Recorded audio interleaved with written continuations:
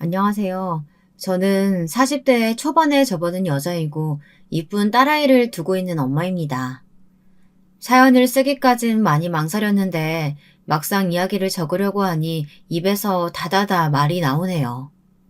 저도 모르는 사이 마음에 많은 감정을 담아두고 있었나 봐요. 사실 그만큼 제가 겪은 일도 어마어마했답니다. 이 일을 극복하고 나아가기까진 오랜 시간이 걸리긴 했지만요. 그럼에도 저는 지금 굉장히 만족스러운 현재를 살고 있답니다. 제 딸아이와 함께요. 저에게 어떤 일들이 있었는지 궁금하실 테죠? 그럼 바로 들려드릴게요. 먼저 한 사람의 사연이라 하니 기억은 가물가물하지만 어렸을 때의 이야기부터 시작해야 할 것 같네요. 저는 굉장히 부유한 친정에서 자랐답니다. 아주 어렸을 땐 집에 가정부 아줌마가 늘 상주에 계시고 어머니가 저희 자매에게 좋은 옷만 입히시는 게 당연한 풍경이라고 생각했어요. 다른 집도 다 저희 집처럼 그렇게 사는 줄로만 알았죠.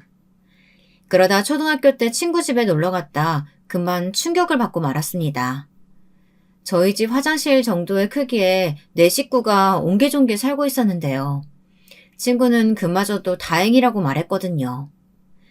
그제야 저는 제가 남다른 가정 환경에서 컸다는 거, 이것이 어쩌면 축복일 수도 있다는 것을 깨달았습니다.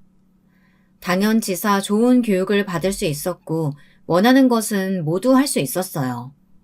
언제든 해외로 놀러 나갈 수도 있었고요. 여름엔 추운 나라로, 추울 땐 더운 나라로 여행을 다니며 기분 내킬 때마다 이리저리 옮겨 다니곤 했어요. 저희 친할머니는 이런 저를 두고 역마살이 붙었다고 말씀하실 정도였는데요. 하지만 사실 그때 절 생각하면 그저 철이 없었다고 할 수 있었겠네요. 왜냐하면 제가 갖고 싶은 거 다 가질 수 있는 풍족한 환경이다 보니 다른 사람을 배려하는 방법이나 예의 같은 것들을 모르고 자랐거든요. 부잣집 딸에겐 그저 이런 것들이 당연히 주어지는 거라고 생각한 거죠. 그러던 어느 날 또 한 번의 큰 충격을 받은 제 성격과 가치관을 바꾸게 된 일이 일어났습니다. 당시 저는 큰 회사를 운영하고 있으셨던 어머니와 아버지와 떨어져 홀로 일본에서 살고 있었을 때인데요. 어떤 남자분이 길거리에 쓰러져 있는 노숙자를 돕고 있으시더라고요. 지독한 냄새가 나는 노숙자였던지라 저는 코부터 틀어막고 피하려고 했었는데요. 남자분은 개의치 않고 묵묵히 그 노인분을 업어 경찰서에 데려가셨답니다. 저도 모르게 미행을 하게 되었죠. 근데 노숙자 노인분에게 보호자가 있었던 건지 남자는 보호자가 올 때까지 계속 기다리고 있더군요. 그때 저는 약간 감명 아닌 감명을 받게 되었고 감정에 이끌리듯 그 남자에게 말을 걸게 되었습니다. 저기요, 혹시 한국 분이세요? 아까 한국말 하는 걸 들어서요. 저도 한국인이에요. 유학 왔어요? 이야기를 나누다 보니 남자는 일본으로 유학을 온 학생이었는데 한국에서 꽤나 명문 대학교에 다니는 학생이었습니다. 아, 역시나. 환호가 제 안에서 터져나왔습니다. 그리고 저는 곧바로 같은 한국이라는 게 반가워 그런다며 식사를 제안했죠. 아, 그래요. 그럼 제가 아는 초밥집에서 만나요. 약간은 시큰둥한 대답을 남기고 떠났지만 그것도 매력으로 느껴졌습니다. 늘 원하는 걸 가질 수 있었고 예쁘장한 외모 덕에 사귀어온 남자친구들 역시 그랬기에 저는 이 남자와도 연이 이어질 거라고 자신했어요. 죄송한데 저는 가연 씨에게 딱히 여자로서의 호감은 못 느꼈어요. 오해하게 했다면 죄송합니다. 이런 거절을 받기 전까지요. 하지만 여기서 포기할 제가 아니었어요. 남자친구를 따라 봉사를 다니기 시작한 겁니다. 사실 봉사를 다니면서 정작 제가 많이 변하게 되었는데요. 가장 절실히 느꼈던 건 제가 모르는 세상이 주변에 널려 있었다는 것이었습니다. 그것도 아주 가까이에요. 하루 벌어 하루 먹고 살아가는, 아니, 그마저도 할 수 없어 사회에 도움이 필요한 사람들이 세상엔 아주 많았습니다. 저는 그것에 일말의 죄책감을 느꼈고 제가 할 수 있는 것들을 하나하나 찾아나가기 시작했죠. 그리고 이건 남자친구가 제게 호감을 느끼게 되는 계기가 되기도 했습니다. 저희는 남자친구에서 남편으로 그렇게 이어지는 과정을 밟아나갔고, 저희 언니를 포함한 가족들은 이 사실을 알고 궁금해했습니다. 뭐 하는 사람인데? 네가 마음에 든다는 거야? 그러니까 평생 여기저기 떠돌며 살던 네가 어딘가에 정착을 하겠다고? 아휴, 난 이 결혼 벌써 말리고 싶다, 엄마. 친정언니와 엄마는 걱정을, 아버진 진지하게 어떤 점이 좋냐고 남자친구의 커리어, 집안 등을 상세하게 물어오셨어요. 솔직히 모르겠다, 아빠는. 나는 우리 딸이 그래도 우리 집안과 수준이 맞는 집안과 혼인했으면 했어. 그래서 나름대로 선자리도 알아보고 있었는데, 너도 알다시피 우리 집안이 그냥 보통 집안은 아니지 않냐? 아빠, 그 사람 한 번만 만나봐 주세요. 그럼 아빠도 허락하실 거예요. 분명히 제발요. 눈물까지 흘리며 애절하게 말해오자 아빠는 그럼 한 번만 만나보시겠다 했지만 여기엔 어떤 확신도 없었습니다. 불안해지기 시작했어요. 친정 가족들과 남자친구가 만나는 당일까지 심장이 미친 듯이 떨려오더군요. 아빠는 일부러 밖에서 보자고 하셨습니다. 이유는 왜인지 모르겠지만요. 그리고 남자친구와 몇 마디를 나누어 보던 아빠께선 나중에 저를 조용히 부르셔선 결혼을 허락하겠다고 하셨죠. 다만 내 것인 조건이 있었습니다. 우리 집안의 부유함에 대해 알리지 말라는 것이었습니다. 사는 수준이며 땅이며 재산이며 그 모든 것들을요. 여기서 저는 아빠와 의견이 엇갈렸습니다. 아빠, 그렇게까지 할 필요 있어요? 내가 신뢰하는 사람이고 나는 이 사람 앞에선 뭐든 털어놓고 싶어요. 그건 속이는 것과 별다를 바 없잖아요. 만약 너희가 결혼 생활한 지 1년이 지나가면 그때 밝히도록 하자. 그러면 납득되지? 다 이유가 있어서 그런 거다. 저희 아빠는 어떤 말씀도 함부로 남발하시는 분이 아니었습니다. 그러니 저도 아빠의 말엔 뭐라 더 반박하지 못하고 알겠다 끄덕였어요. 그리고 나중에 깨달았죠. 아빠에게 얼마나 큰 해안이 있으셨는지를요. 상견례를 앞두고 저는 예비 시어머니를 한번 뵙게 됐는데요. 예비 시어머니를 배웠을 땐 조금 민망스러웠습니다. 전 그냥 집에서 주는 용돈으로 봉사활동 다니고 소박하게 살고 있었거든요. 딱히 직업이랄 게 없는 상태였어요. 그러니까 아가씨는 지금 무직이라고? 아니 요즘 청년들 일자리 구하기가 그렇게 힘든가? 대학도 나왔다고 들었는데 아닌가? 아, 네. 대학은 나왔는데요. 제가 그러니까 말을 버벅이자 시어머니가 급기야 팍 짜증스러운 말투로 내지르시더라고요. 똑바로 말을 해봐요. 그러니까 무직이란 얘기죠? 뭐 이직 준비 이런 거 하는 건가? 뭘 전공했는데요? 사실 전 한 번도 회사를 다녀본 적이 없었으니 이직 준비는 당연히 아니었고 미술 쪽을 전공하긴 했는데 그마저도 말할 땐 괜히 위축이 되더군요. 남자친구가 옆에서 열심히 변호를 해주긴 했지만 탐탁지 않은 눈길이 그대로 느껴졌습니다. 네, 미리 말해두지만 우리 영호는 어렸을 때부터 유달리 특별하고 귀한 애였어. 어딘가도 눈에 띄었지. 머리도 청명하고 얼굴도 준수하고 키도 훤칠하니. 그래서 내가 일본으로 유학까지 보내줘가며 공부시킨 거거든. 얘는 헬룸이라고 말이야.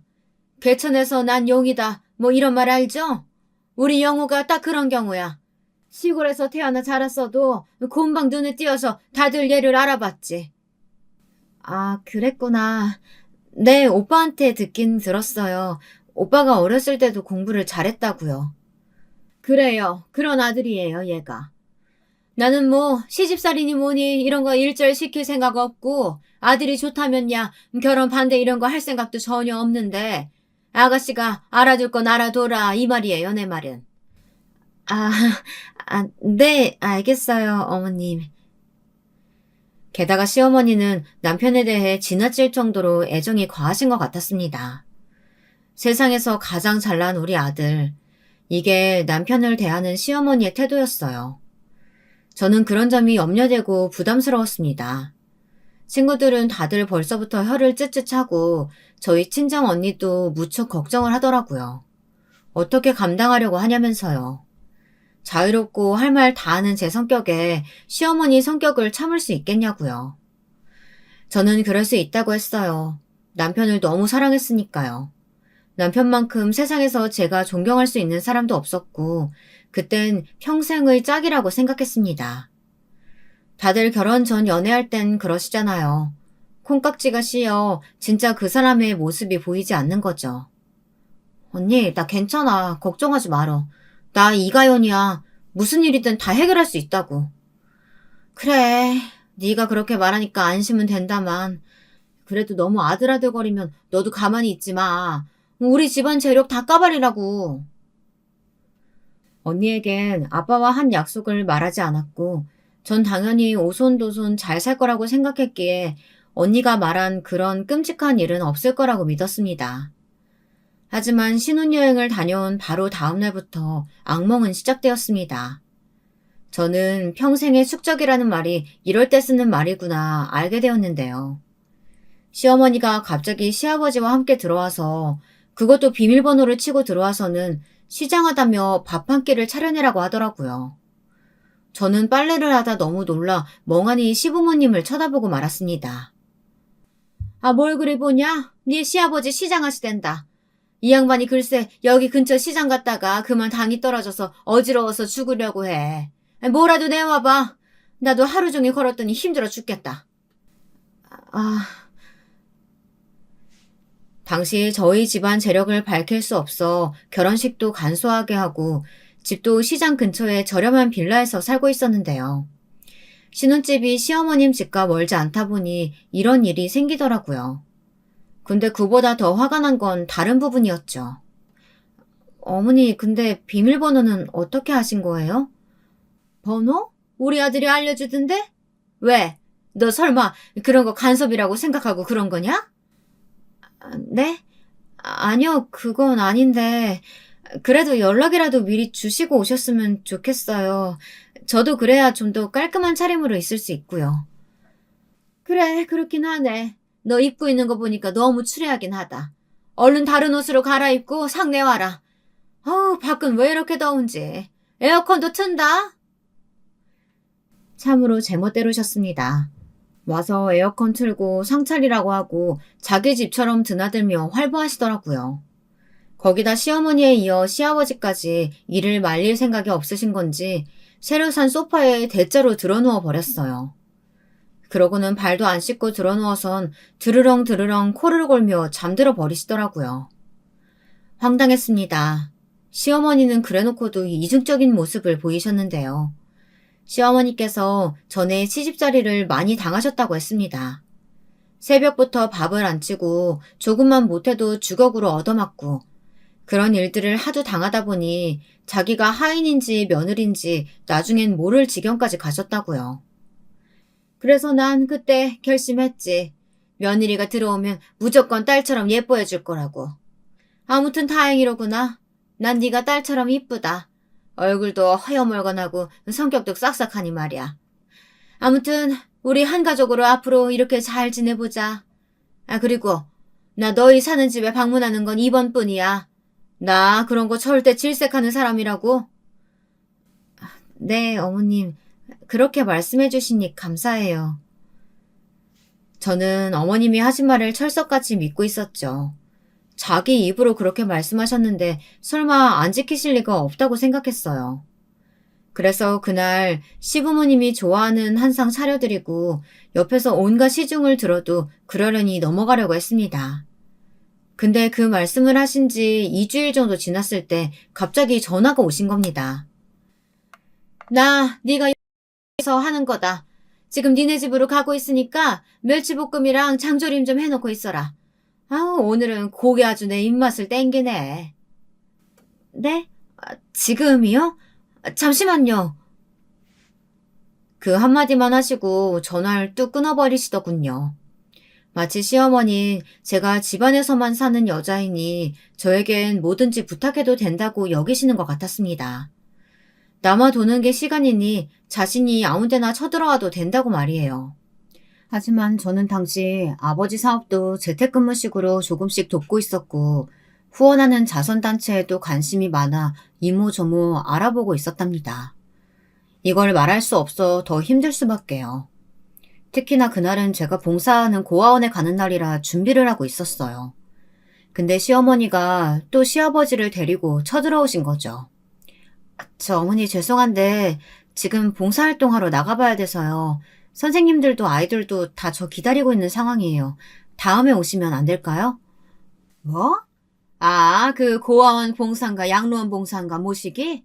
아니 넌 그런데 도대체 왜 나가는 거냐? 누가 그런 거 하면 천국에 자리 맡아준대? 아유, 난 그런 거 솔직히 다 가식 같고 싫더라. 아니 장조림 좀 먹으려고 했더니만 며느리가 사정이 있으니 어쩔 수가 없네. 여보, 갑시다. 그래, 어쩔 수 없지. 아이고, 시장해 죽겠네.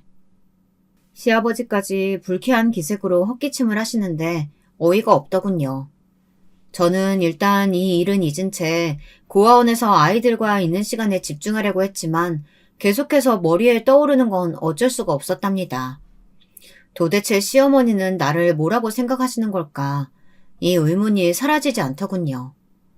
그리고 그 해답을 알게 된 건 얼마 되지 않았을 때였습니다.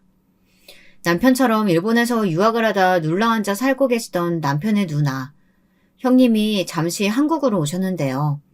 결혼식 때 뵌 적이 있긴 하지만 약간은 어색한 사이여서 더듬더듬 말을 이어나가고 있었어요.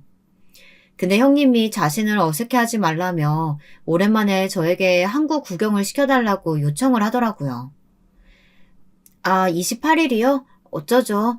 그날은 제가 일이 있는 날이라서. 일? 올케가 무슨 일? 올케는 일 안 하고 산다 하던데. 집에서 노는 여자 아니야? 네? 아니, 우리 엄마가 그러던데. 어차피 올케 남는 게 시간이니까 올케랑 서울 구경하고 다니라고. 그래서 난 특별히 올케한테 부탁한 거지. 어머님께서 그렇게 말씀을 하셨다고요? 열이 확 뻗쳤습니다. 인생에서 화낼 일이 그리 많지 않았던 것 같은데 정말이지 단정 깊은 곳에서부터 화가 올라오더라고요. 나중에 일을 두고 시어머니에게 따질까 하다 일단 남편에게 먼저 얘기를 했는데요. 남편도 당황스러운 반응을 보이더라고요. 자신에겐 제가 천사 같은 며느리라고 했다면서 전혀 그런 말을 하고 있는 줄은 몰랐다고 하네요. 이게 바로 시어머니의 이중적인 모습이었습니다. 무릎을 탁 치게 됐죠. 속상하기도 하고 서럽기도 해서 저는 그날 남편 몰래 술을 한잔하고 남몰래 친정언니에게 전화해 마음을 토로했답니다. 내가 이럴 줄 알았어, 정말. 아니, 그 형님이란 여자도 미친 거 아니야? 그렇다고 그런 말을 대놓고 해? 세상에 눈치가 있어, 정말. 나 같으면은 하라고 등 떠밀어도 못하겠다. 그러니까 언니, 나 너무 힘들다. 왜 내가 이런 취급을 받아야 돼?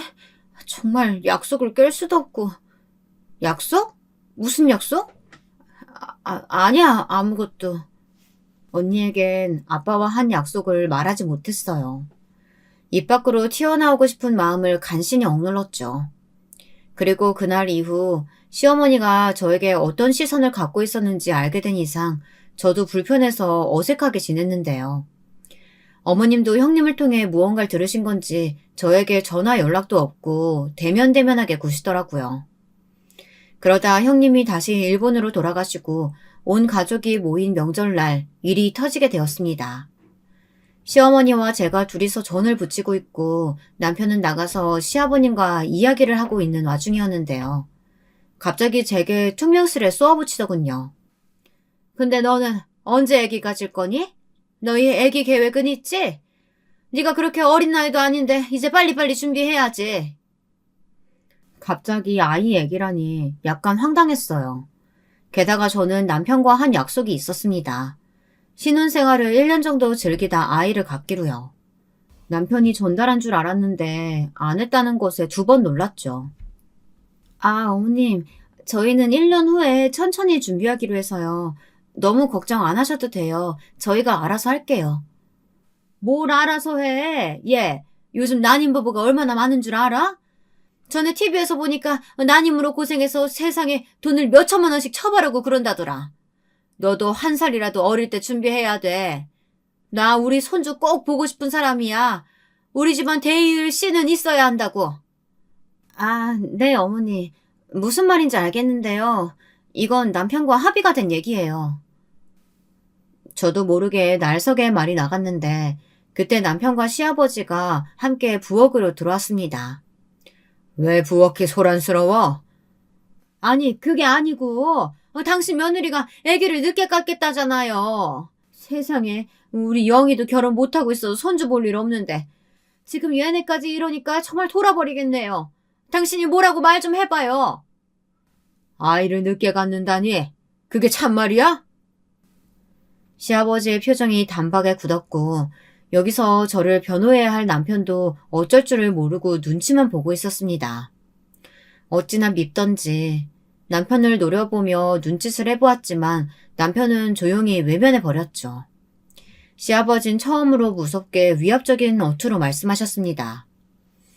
내가 다시 말하는데 우리 집안 이런 쪽에선 무척 강경하다. 애기 없이 사는 부부들도 있다고 하던데 우린 절대 안 돼. 늦게 낳겠단 말도 싹 집어쳐라. 그래, 네 시아버지 말씀 틀린 거 하나 없다. 그리고 네가 무슨 할 일이 그리 많다고 애를 늦게 갖니? 신혼을 즐긴다고? 참나, 사실상 즐기는 건 네가 즐기지. 영호 혼자 외벌이하느라 얼마나 힘든데.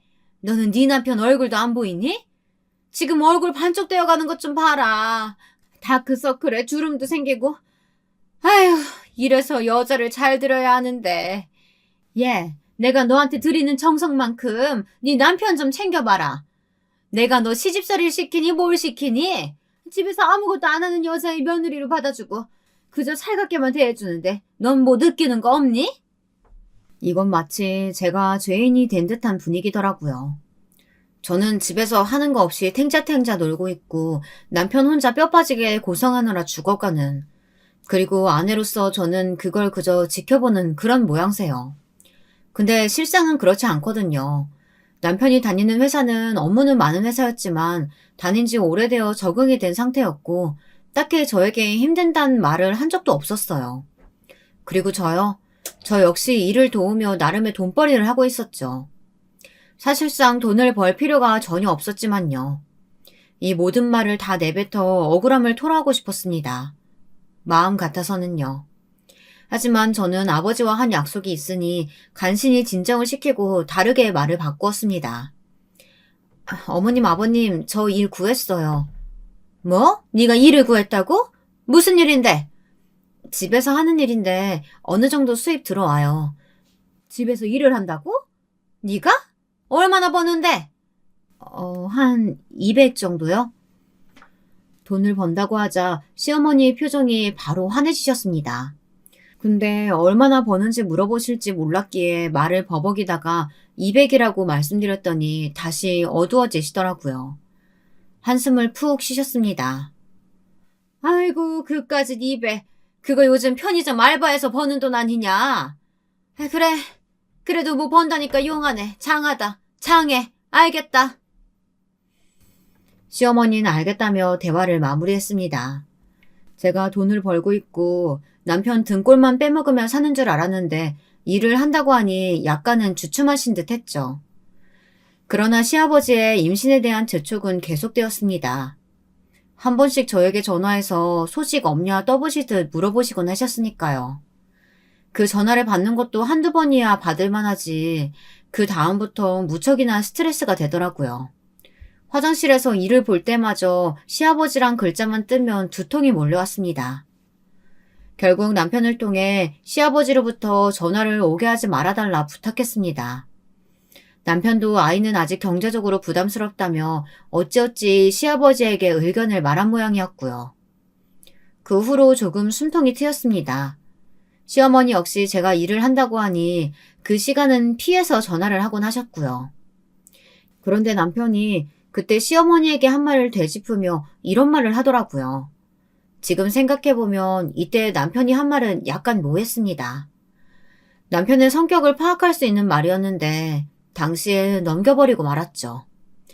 근데 당신 일 구했어? 나는 당신 일하는 줄 몰랐네. 어쨌든 난 당신이 일한다니까 솔직히 너무 좋다. 나 혼자 일해서 버는 돈으로는 부족했는데. 이젠 이직도 퇴사도 편하게 생각할 수 있겠어. 당신이 번 돈도 우리 생활비로 팍팍 쓰고. 내가 번 돈은 우리 애기 위해서 저금하고 있었어. 그리고 앞으로도 그럴 거고. 재택 아르바이트인데 뭐 번역만 해서 보내주면 된다길래 그래서 하기로 한 거야. 근데 무슨 퇴사를 자기 퇴사할 거야? 지금 다니는 회사가 나랑 잘 안 맞거든. 그래서 퇴사하려고. 근데 생활비로 안 쓰겠다고? 무슨 저금을 해? 저금해야지, 아기 낳으려면. 여보, 답답한 소리 좀 하지 마. 무슨 저금 같은 거래, 요즘 시대에. 남편과 이 일로 갈등이 있었어요. 결국 남편이 제 설득에 넘어가긴 했지만 남편은 자기 일이 무척 힘들어서 뭐라도 소비하며 보상받고 싶다고 징징거리더라고요. 너무 힘들어, 여보. 진짜 지친다. 그 말을 듣는 순간 저는 남편이 인내심이 강한 사람인 줄만 알았는데 퇴사를 결심했을 정도면 어느 정도였을까 싶더라고요. 괜스레 미안해졌습니다. 그래서 맛있는 저녁도 만들어주고 봉사활동으로 바쁜 와중 틈틈이 남편 선물도 챙겨주었어요. 근데 남편은 한 번의 회사를 옮긴 후에도 또 두 번을 더 옮겼습니다. 같은 디지털 단지 내에서 회사를 두 번이나 옮겼으니 이젠 좀 그만 옮겼으면 좋겠는데 계속 같이 일하는 직원들 상사 욕만 늘어놓더라고요. 이번에도 진짜 싫다. 난 사람들이 징글징글해. 아무래도 내 마음 알아주는 건 우리 자기밖에 없는 것 같아. 남편은 꼭 이런 말을 하며 제게 기다리고 했는데요. 자꾸 그러니 저도 남편에게 슬슬 질리더라고요. 시어머니는 자꾸 남편 챙기란 말을 반복하고요. 그러던 중 저희에게 이쁜 딸아이가 들어섰는데요. 사실상 신혼 1년을 다 즐기지 못하고 가진 아이였기에 서운할 만도 했지만 초음파로 아이를 보니 축복 그 자체였습니다. 남편은 이에 뛸 듯이 기뻐하며 딸인지 아들인지 궁금하단 말을 늘어놓았고요. 근데 시어머니와 시아버진 여기서 또 이중적인 모습을 보이셨답니다. 나는 딸이건 아들이건 다 상관은 없는데 네 시아버지가 아들이었으면 좋겠다고 하시더구나. 딸 아들 다 귀한 손주인데 그래도 네 시애미 말 들어보면 아들을 더 원하는 것 같더구나. 우리 영호 닮은 아들. 그럼 더 똑똑하겠지. 여기에다 형님까지 일본에서 국제전화를 걸어와 한마디를 얹으시더군요. 처음엔 제게 필요한 게 뭐 없는지 여기서라도 사서 보내주겠다고 하셨어요. 근데 그럴 필요 없다고 이미 친정과 친구들에게 많이 받았다고 하자 화제를 다른 곳으로 옮겨 우리 엄마 아빠 말이야. 요즘 나이 드신 게 부쩍 느껴지더라고. 올케가 임신해서 힘들긴 하겠지만 잘 챙겨줘. 부탁할게. 라고 말하더군요. 네, 형님. 제가 아무래도 잘 챙겨드리고 있어요. 그래? 우리 엄마 말로는 모르겠다는데. 아니다. 내가 괜히 또 분란 만들 소리를 했네. 아무튼 올케 임신 축하하고 몸조리 잘해. 전화를 끊으며 든 생각은 형님이랑은 정말 다시 마주치고 싶지 않았습니다. 어쩜 식구가 이렇게나 비슷한 모양새일까요? 임산부에게 전화해서 하는 소리가 자기 부모님 챙기라뇨. 그렇게 걱정되면 효녀인 자신이 챙기는 게 맞지 않나요? 기가 차서 한숨이 나왔습니다. 그러다 저는 출산을 하고서 약간의 대접을 받게 되었는데요. 딸이어서 실망한 눈치이긴 했지만 그래도 손주를 낳아줬다는 것에 고마운지 시부모님은 무척이나 기뻐하셨답니다. 하기야 신혼 1년도 못 즐기고 일찍이 임신을 해버렸으니까요. 그리고 우리 딸이 복덩이인지 남편도 아주 좋은 회사로 이직도 하게 되었습니다. 나 사실 이 회사 이력서 넣으면서 절대 안 뽑힐 거라고 생각했거든? 근데 된 거야. 세상에. 이게 무슨 일인지 몰라. 다만 그 회사의 이름을 듣고 저는 깜짝 놀라고 말았죠. 남편이 이직한 회사가 바로 저희 아빠가 대주주로 있는 회사였거든요. 설마 했는데 놀라운 우연의 순간 말을 잃었습니다. 근데 이때 남편에게 저는 집안 형편도 아빠가 대주주로 있다는 사실도 밝히지 않았습니다. 아버지와 약속한 기한은 끝났지만 왜였을까요? 일단은 좀 더 시간을 가져보자. 이 시댁 식구들 정상적인 사람은 아니니까 좀 더 차근히 신뢰를 쌓고 말하자. 그래도 늦지 않아. 저는 속으로 절대 들리지 않을 이런 다짐을 하고는 그저 축하한다며 소소한 파티만을 열어주었습니다. 남편은 새로운 회사에 이직을 하고는 그야말로 아주 난리가 났습니다.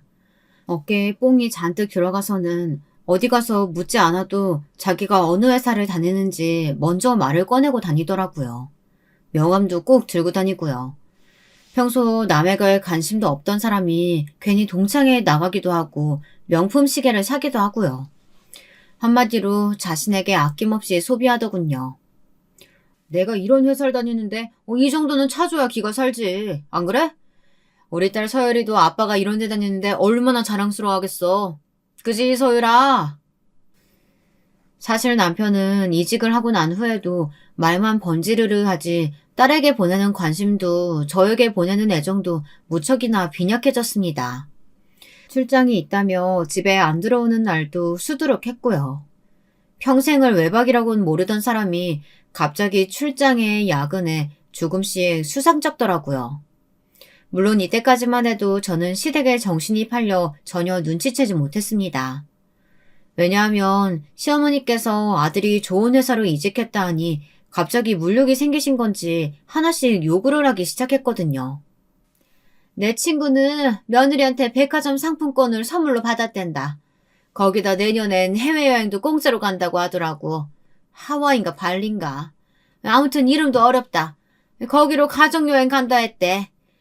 에휴, 나도 그런데 한번 가보고 죽는 게 소원인데 어찌나 부러운지. 아유, 애초에 난 그런 걸 기대하면 안 되는데 주변에서 그런 소리들이 들려오니까 자꾸 사람 마음이 이상해진다. 이러면서 한숨을 푹 쉬는데 이건 대놓고 요구하는 것과 다름없잖아요. 어머님, 저희도 보내드리고 싶은데 지금은 여유가 없어서요. 저희 딸도 아직 어리고 어디 갈 만한 형편이 안 돼요. 조금 시간적으로 여유 생기면 제가 모시고 갈게요. 그래, 뭐 네가 못 보내준다 하니 어떡하겠니. 내 딸한테나 부탁해봐야지. 근데 걔가 보내줄런지 모르겠다. 걔도 지 사는 거에만 신경 쓰고 지 애미는 내팽개친 지 오래라서.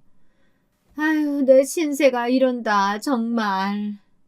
그러고서 눈물을 뚝뚝 흘리는데 실로 당황스러웠죠. 거기다 시아버지 역시 옆에서 거드는데 죽는 줄 알았습니다. 가시방석에 앉은 듯 쩔쩔매다 집으로 왔습니다. 여기서 끝날 줄 알았어요. 근데 해외여행 이야기는 여기서 끝나지 않고 계속되었습니다. 형님까지 전화가 와서는 화를 돋구더라고요. 형님, 저희 딸 어린 거 아시잖아요. 저도 계속 이러시니까 스트레스 받아요. 아니, 옳게 솔직히 말하지 그래? 돈 아까운 거 아니야? 우리 엄마 아빠까지 챙기기에는 이래놓고 옳게 내 친정엔 막 퍼주고 여행 보내주고 그랬던 거 아니야. 안 봐도 비디오지 뭐. 이래서 며느리란 남이란 얘기가 나오는 거야. 형님, 말 조심 좀 하세요. 형님이 제가 저희 친정만 챙겨주는 거 보기라도 하셨어요? 이제 그만하세요. 순간적으로 시부모님에게 쌓인 스트레스가 형님에게 터졌고 말싸움이 생기고 말았습니다. 그런데 이런 상황에서 남편이 제가 생각지도 못한 방향으로 말을 틀게 되며 저만 이상한 며느리가 되고 말았죠. 너무 어이없어 뒷골이 당겨지는 느낌이었답니다. 아, 엄마 해외여행이요? 보내드려야죠. 어디로 가신다고요? 아, 괌으로 보내드릴게요. 뭐 어려워요, 그게. 좋은 회사 다니는 아들이 있는데. 역시 우리 아들이다. 고맙네, 엄마가. 엄마는 며느리가 안 된다고 해서 실망하고 있었거든. 이 사람이 그렇게 말했다고요? 괜한 소리 했네요. 당신 왜 그런 소리 해서 엄마를 실명시켜드려? 그러면서 남편은 곧바로 티켓을 끊어주겠다며 컴퓨터를 켜는데 시부모님이 곧바로 저를 노려보는 게 느껴졌습니다. 제가 딸을 돌보느라 남편은 외벌이었고 아무리 좋은 회사라지만 새 식구 살기에 월급이 그리 많지 않았습니다. 거기다 저와 상의도 안 하고 시부모님 앞에서 절 탓하는 것이 무슨 행동인가요? 원망스러웠습니다. 시부모님이 가시고 남편과는 대판 싸웠습니다. 남편은 우리 부모에게 내 돈으로 효도하겠다는데 뭔 상관이냐고 말하더군요. 엄연히 말하면 저희 식구의 돈인데요. 그 생각은 남편의 머릿속에 없는 것 같았습니다. 당신처럼 편하게 집에서 애나 보면 모르겠지만 나처럼 밖에서 일하는 사람들은 일에도 치이고 사람한테도 치이고 스트레스가 상당하다고. 그래도 가족 먹여 살리겠다고 돈 버는데 뭐 나한테 감사하지는 못할 망정. 어디서 큰 소리야. 내가 이 돈도 못 써? 우리 부모님한테? 당신, 전부터 우리 엄마 아빠한테 함부로 구는 것 같은데 앞으로 처신 똑바로 해. 적어도 우리 엄마 섭섭하게 하지 말라고. 뭐라고? 당신이야말로 정말 변했어. 어떻게 그렇게 말하니? 그 회사 들어간 후로 사람이 완전 180도 돌변한 것 같아. 무슨 당신이 대단한 성공이라도 한 마냥 나는 집사람, 애 보는 사람 취급하고 당신은 사람을 아주 깔보고 있잖아. 나도 재택 아르바이트 하면서 생활비 돈 보탰고 이 집안의 집안일 다 내가 하고 있어. 애도 내가 다 키우고 있고. 그건 네가 하는 게 당연하지. 돈 버는데 그럼 애 보는 것까지 내가 하리? 남편과의 말싸움은 도무지 종결이 날 기미가 보이지 않아 제가 먼저 문을 닫고 들어가 버렸습니다. 그렇게 각방을 쓰며 냉전을 이어가게 되었죠. 그러던 어느 날 제 인생을 진창으로 처박는 일이 일어났습니다. 낮에 애를 보다 잠시 한숨을 돌리려고 핸드폰을 켰는데 약간 소름이 돋았습니다. 남편이 평소에 넷플릭스 서비스를 자주 이용하는데 거기에 프로필이 하나 더 추가되어 있더라고요. 여자의 이름이었고 들어가 보니 어쩐지 여자가 볼 법한 컨텐츠들이 압도적으로 많았습니다. 게다가 최근 잦은 출장에 외박까지. 여자의 촉이랄까요? 느낌이 쎄하더라고요. 자기야, 나 말하고 싶은 게 있는데 혹시 시간 돼? 어느 날은 그냥 단도직입적으로 묻기로 했어요. 저는 이 사람의 표정만 봐도 알 수 있을 거라고 생각했거든요. 뭔데? 빨리 말해. 나 게임해야 돼. 절 보지도 않고 그저 핸드폰에 빠져있는 남편. 전 그런 남편에게 바람피냐고 물었습니다. 그러자 남편이 갑자기 핸드폰을 손에서 픽 떨구더니 벌컥 화를 내기 시작하더라고요. 아니 그게 무슨 소린데? 바람이라니. 당신 내 그 정도의 인간으로밖에 안 봤어? 와 황당하네. 설마 정말 이젠 을부증까지 걸렸냐? 나 바람 좀 쐬고 올게.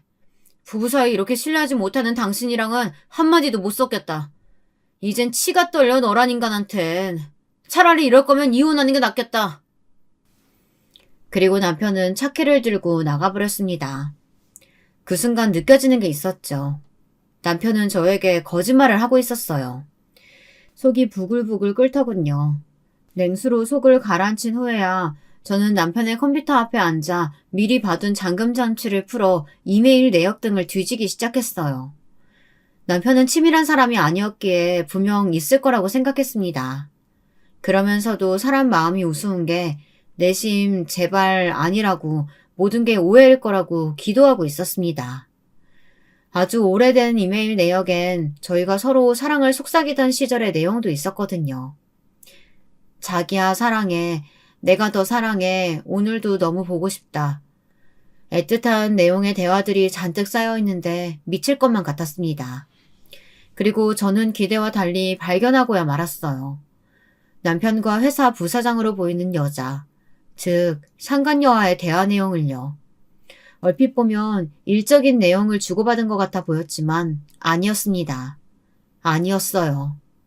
영호씨, 이번 프로젝트 아주 잘 해냈던데요? 사장님 볼 면목 나겠어요. 영호씨 덕분에요. 영호씨의 섬세함이 좋은 결과를 이끌어냈네요. 회식 자리 만들게요, 조만간. 그리고 우리 갔던 호텔 와인바에 새로운 와인 들어왔대요. 같이 가요. 단 둘이서만. 기대하고 있을게요. 일적인 얘기를 시작해서 단 둘이서만 와인바에 가서 술을 먹겠다는 소리. 솔직히 마음 같아선 그때의 감정이 생각나 처먹는다는 표현을 하고 싶네요. 게다가 이건 시작일 뿐이었습니다. 제가 미행해본 상간녀와 남편의 광경은 가관도 아니었으니까요. 저는 그때까지만 해도 단 둘이 그저 어떤 좋은 감정을 가지고 서로 알아가는 관계 정도로만 생각했거든요. 근데 와인을 들이킨 두 사람이 나란히 키를 가지고 객실로 올라가더라고요. 거기서 무슨 일이 벌어질진 안 봐도 뻔하죠. 첫 번째 미행이 끝나고 돌아오는 길엔 친정언니에게 전화할 생각도 못하고 그저 엉엉 울었습니다. 그리고 두 번째, 더 끔찍한 일이 일어났을 땐 제가 상간녀와 남편의 뺨을 날려버리게 됐죠. 잠든 딸아이를 안고 호수공원 산책을 하고 있던 중 어디서 낯익은 실루엣이 보이더라고요. 설마 했지만 가까이서 보니 남편과 상간녀였습니다. 저는 그대로 다가가 상간녀의 어깨를 돌려세웠고 둔탁한 소리가 나게 뺨을 차버렸어요. 어머, 지금 뭐 하는 짓이에요? 당신 영호 씨 와이프잖아. 근데 여기서 당황해야 할 남편이 그러더라고요. 여보, 지금 뭘 오해하고 있는지 모르겠지만 당신 아주 큰 실수한 거야. 이분 우리 회사 부사장님이라고. 얼른 무릎 꿇고 빌어. 부사장님 죄송합니다. 저희 와이프가 뭔가 오해를 한 것 같아요. 당신 진짜 교양머리 없게 왜 그러냐 진짜. 여기서 제가 한 번 더 폭발했습니다. 상간녀는 여기에 뺨을 부여잡곤 멘트를 그대로 받아주더라고요. 그래요. 저는 일 얘기로 영우 씨랑 이야기 나누던 중이었거든요. 좀 무례한 행동 하신 것 같네요. 일단 두 분이서 잘 풀고 영우 씨는 저랑 내일 회사에서 마저 이야기 나눠요. 웃기지도 않는 뽕짝이었죠. 전 더 이상 괄시할 수 없어 핸드폰으로 이메일 내용을 캡처해둔 것을 두 연놈들에게 보여줬습니다. 남편과 상간녀의 표정은 볼만했어요. 저기 여보, 있잖아. 내가 그러니까 남편이 어물쩡거리는 사이 저는 이제 손을 들어 남편의 뺨을 거세게 내리쳤습니다. 집에 들어오지 말라는 말과 함께요. 남편을 두고 집으로 돌아오는데 눈물이 비오듯 줄줄 흘러내리더라고요. 어떻게 집 근처 공원에서 바람을 필 생각을 했을까요? 그것도 저렇게 떳떳이 말이죠. 제가 볼 수도 있다는 생각조차 없었던 걸까요? 남편은 집으로 돌아와 정말 아주 잠깐 사이에 벌어진 일이고 다신 이런 일은 없을 거니까 한 번만 넘어가 달라고 하더군요. 치사하게 서유리까지 걸고 넘어가더라고요. 자기는 우리 애를 아빠 없는 애로 키울 수 없다나요. 그걸 생각했던 인간이 그런 짓을 해? 무슨 말을 해도 당신은 씻을 수 없는 죄를 지었어. 이메일 내역 보니까 이미 내가 서유리 낳고 얼마 안 됐을 때부터 바람피고 있었던데 어떻게 그럴 수가 있니? 넌 이미 끝났어. 빌 생각도 하지 마. 다 역겨우니까. 네 숨소리도 듣기 싫고 목소리는 더더욱 듣기 싫어. 가서 네 엄마랑 평생 잘 살아봐.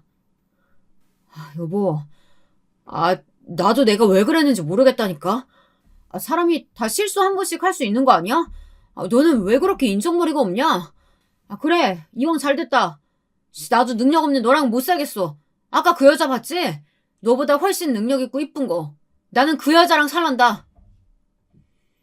나중에 남편은 외려 더 뻔뻔해진 태도로 나왔습니다. 이래서 바람핀 놈들이 무섭다나 봐요. 너무 화가 나 아이를 데리고 친정에 갔는데 어머니와 아버지는 저를 보자마자 순간적으로 너무 놀라셨습니다.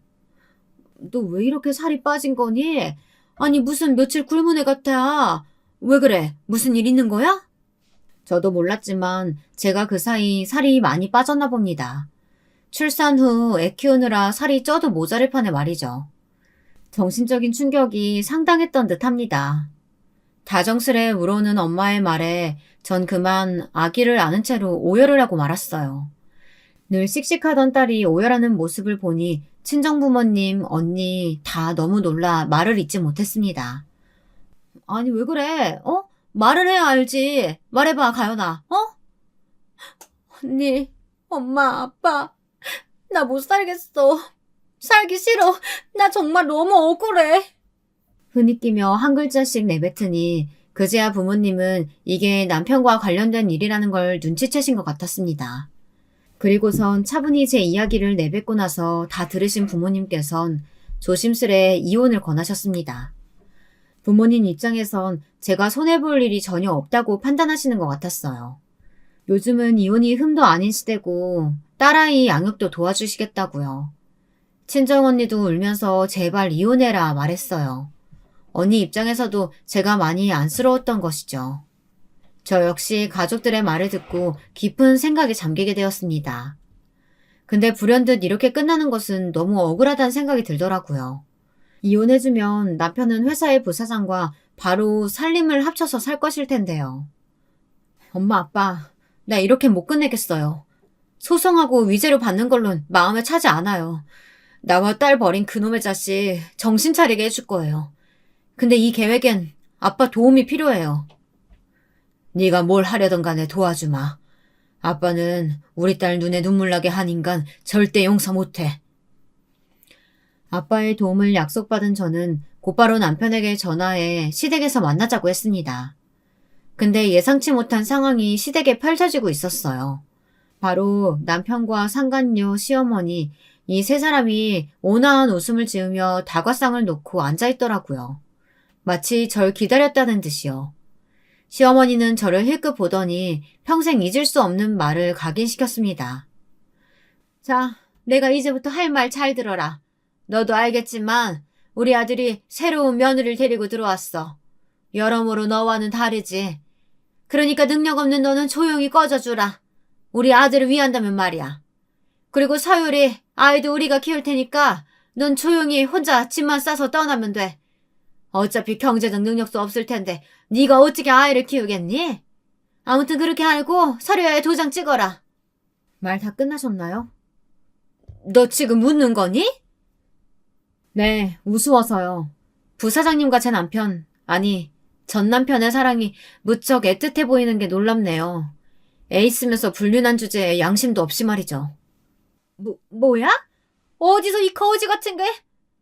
아, 그나저나 부사장님, 저희 아빠 이름 모르시죠? 제가 알려드리려고요. 저희 아빠 성함.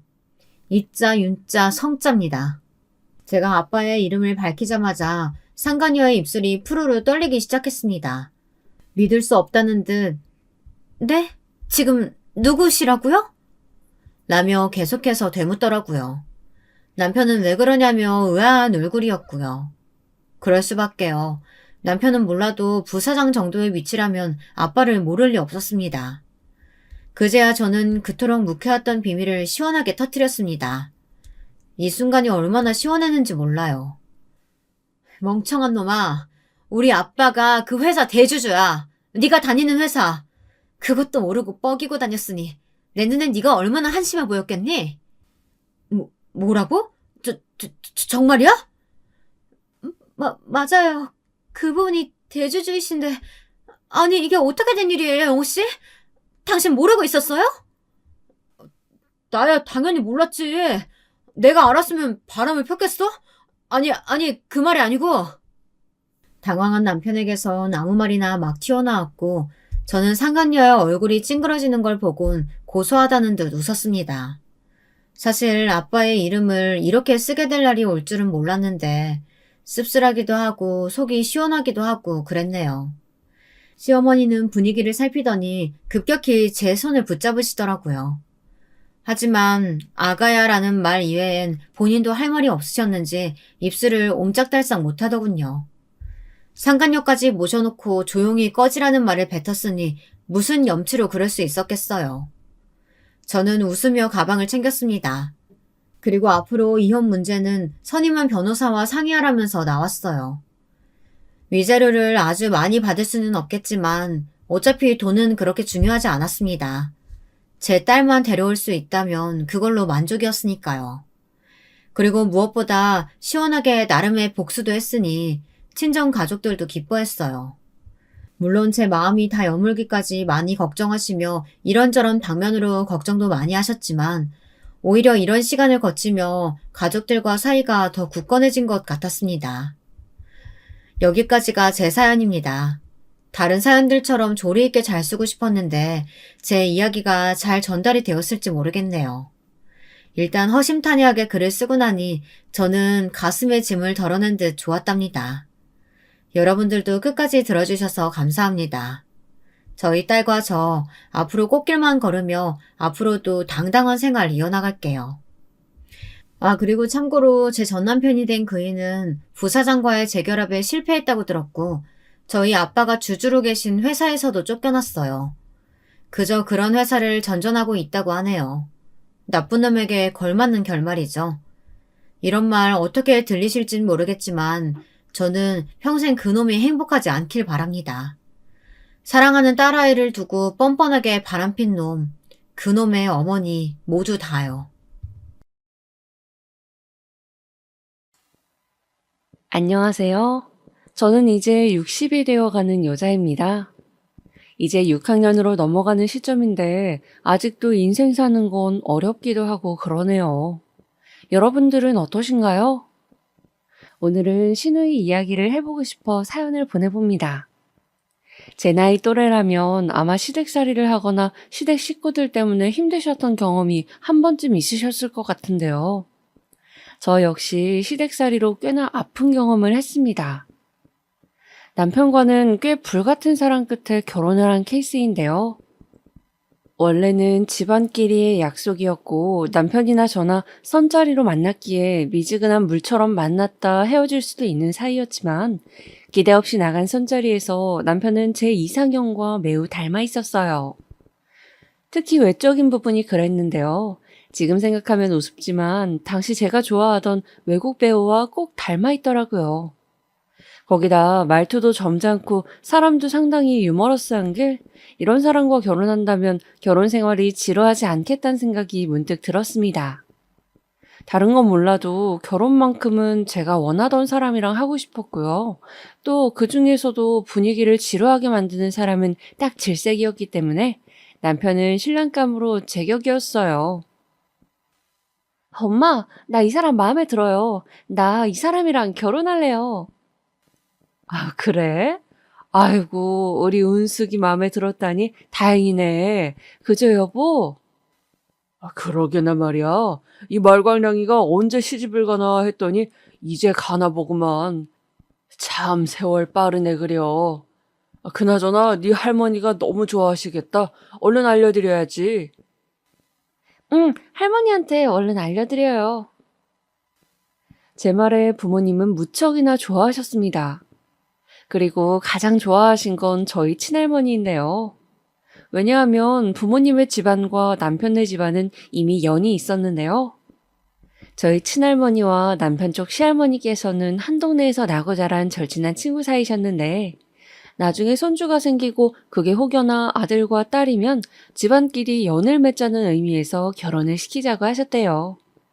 물론 그때야 우스갯소리였지만 막상 정말 손주고 손녀였으니 잘됐다 싶어 선을 보자고 추진하신 거예요.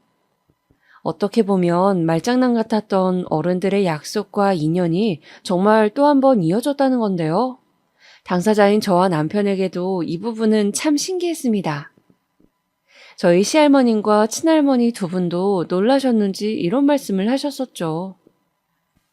나는 그냥 춘자애랑 자매같이 계속 같이 살고 싶어서 그런 말을 한 건데. 아니, 이게 일이 어떻게 일이 되나?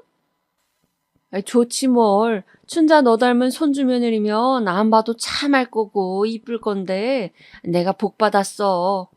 아무튼 우리 집안에 시집 와줘서 고마워요. 시집살이 이런 건 걱정하지 말고. 네, 감사합니다. 정성을 다해 모실게요. 친할머니와 이미 오랜 친구 사이이고 저도 몇 번 할머니에게 들었던지라 만나 뵈었을 땐 불편하지 않고 낯설지도 않았어요. 오히려 편안한 분위기에서 시부모님을 뵙고 시할머니도 배웠던 것 같아요. 거기다 감사하게도 시할머니는 내내 저를 너무 아끼는 눈빛으로 정말 자신의 친손녀같이 대해주시는 바람에 따스함을 많이 느꼈습니다. 그리고 정말 시할머니가 있으니 시집살이 이런 건 걱정 안 해도 될 것 같아 든든함도 느꼈죠. 솔직히 말하면 남편 쪽 집안이 건물도 몇 채 있을 만큼 잘 사는 집안이라 시부모님의 반대가 걱정이 좀 되었거든요. 그런데 시할머니가 있으니 마음을 놓아도 되겠더라고요. 허나 그 분위기에서도 저를 은근히 노려보는 눈길이 하나 느껴지긴 했는데요. 다름 아닌 시누이였습니다. 시누이는 대화 내내 별말을 하진 않았지만 왠지 모르게 뾰루퉁한 얼굴을 하고 있었어요. 특히나 제가 대학을 나오지 않았다는 말을 들었을 땐 인상을 대놓고 확 찌푸렸고요. 그때야 왜 그런지 몰랐죠. 시누이와의 인연이 악연이 될지도 몰랐고요. 아무쪼록 남편과 함께 서로의 부모님을 뵙고 상견례를 할 때까지만 해도 저는 어떠한 불행도 없이 행복한 결혼 생활만 이어질 거라고 예상하고 있었습니다. 오랜 인연으로 맺어진 만큼 더욱 잘 살겠다고 생각도 했죠. 물론 그건 남편도 마찬가지였어요. 우리 정말 잘 살자. 내가 잘할게. 지금이야 변변치 않는 직장이고 그저 그런 월급이지만 앞으로 내가 더 많이 노력할게. 아니야, 복남 씨. 복남 씨만큼 나도 열심히 해서 집안의 보탬이 될게요. 당신 내조도 잘해주고요. 저희는 그런 꿈결 같은 대화를 나누며 신혼생활을 시작했어요. 신혼집은 남편 쪽 집안에서 마련해주신 신혼집에서 시작했어요. 그래서인지 경제적으로도 어느 정도 넉넉하게 시작했던 것 같아요. 남편과 저 둘 다 회사를 다녔는데 끝나고 함께하는 저녁이며 주말에 소소하게 공원에 나가 산책하는 것들이 그저 행복하고 좋았습니다. 언제 아이를 낳을지 가족 계획을 세우는 것 또한 나름의 재미 중 하나였어요. 하지만 곧 이 모든 것이 제 착각이고 제가 얼마나 순진했는진 정확히 1년 후 알게 되었습니다. 저희가 신혼생활을 시작한 후 시할머니께서 돌아가시는 일이 생겼습니다. 원래 시할머니께서 지병이 있으시긴 했지만 그렇다고 해서 그렇게 갑자기 가실 줄은 가족 중 아무도 예상치 못했어요. 시댁 식구 말로는 텃밭 가꾸는 걸 좋아해 지방에 있는 전원주택에 가끔 가서 상추나 고추 이런 것들을 심곤 하셨는데 그날도 어김없이 텃밭을 가꾸시다가 쓰러지셨다 해요. 그리고 이미 병원에 갔을 땐 너무 시간이 늦어 손쓰기 힘든 상태였고요. 주변에 사람만 있었어도 빨리 신고해 주었더라면 시어머니를 살릴 수 있었을 텐데 가족들 모두 안타깝게 여길 뿐이었습니다. 장례식장에서 가장 슬퍼하신 건 저희 친할머니였습니다. 아이고 숙자야, 이리 가면 어쩌니? 아유, 왜 날 두고 가니? 너 나랑 한날 한시 같이 가자 했잖아. 영감들 먼저 보내고 같이 과부팔자 되고 나서는 우리 둘이 함께 가자고. 관작도 같이 들어가자 했잖아. 아휴, 나보고 어찌 혼자 살라고 이리 매정하게 가버리는 거니. 아이고, 숙자야. 할머니의 곡소리가 장례식장에 끊이지 않았고 결국 참고 참았던 남편 역시 울음을 왕 터뜨리고 말았습니다. 저 역시 마찬가지였죠.